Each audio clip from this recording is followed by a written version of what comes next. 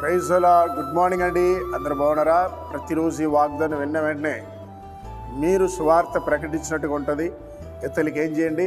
Share చేయండి. మీ ఫ్రెండ్స్కి, వాళ్ళు చూస్తారో చూడలేరు, మీరు షేర్ చేసే బాధ్యత మీది. పరిశుద్ధాత్మ దేవుడు కార్యం చేస్తారు. రండి కలిసి దేవుని వాగ్దానం చూద్దాం. రోమాపత్రిక 12వ అధ్యాయము 14వ వచనం. మిమ్మల్ని హింసించే వారిని దీవించుడు కానీ శపించవద్దు. చాలా వరకు మానవుని యొక్క మనసు ఏంటంటే, ఎవరైనా మనల్ని హింసిస్తే తిరిగి వాళ్ళని హింసిస్తాం. ఒక మాట అంటే మనం ఒక 4 మాటలు అంటాం. వారు శాపనార్థాలు పెడితే మనం కూడా శాపనార్థాలు పెడతాం.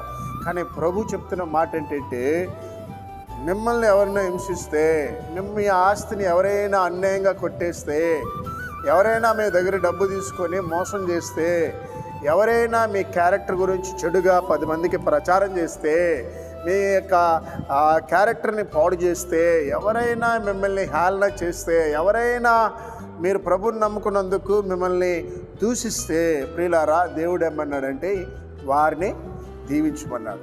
వారిని శపించొద్దు కానీ దీవించండి. ఒక గ్రామానికి మేము సువార్తకి వెళ్ళాం.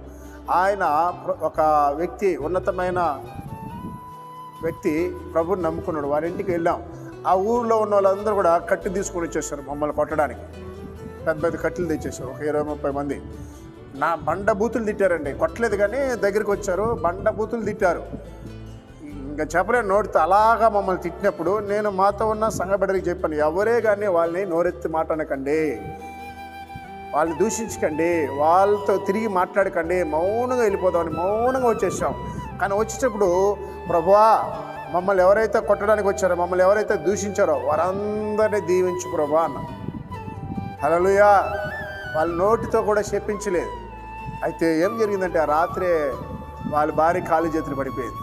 ఎవరైతే కొట్టడానికి పురికొల్లిపోడో వాళ్ళకి భార్యకి కాలు చేతులు పడిపోయింది. మరుసటి రోజు ఇంత పెద్ద బాటలు, కొబ్బరి 2 బాటలు మన చర్చికి వచ్చే వాళ్ళ దగ్గర ఇచ్చి పంపించారు. అయ్యగారి దగ్గర క్షమాపణ కోరండి, నా భార్య కాలు చేతులు పడిపోయింది, ప్రార్థన చేసి నూనె ఇవ్వమనండి.